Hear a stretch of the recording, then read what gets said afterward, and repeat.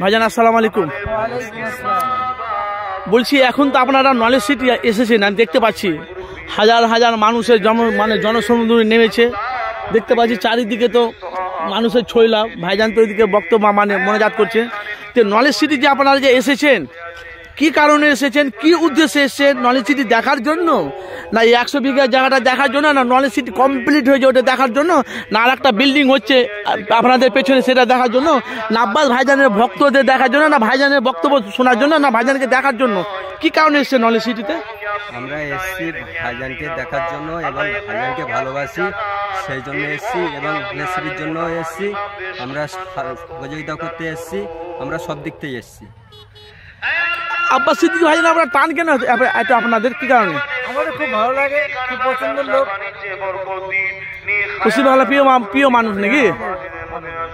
Football তো আরো তো প্রিয় বক্তা আছে, হ্যাঁ, মানে আব্বাস সিদ্দিকী আপনারা চয়েস করেছেন নাকি? আমাদের প্রিয় লোক। আচ্ছা, আপনাদের নাম কি? আমার নাম আলামিন মোল্লা। ভাই আপনার?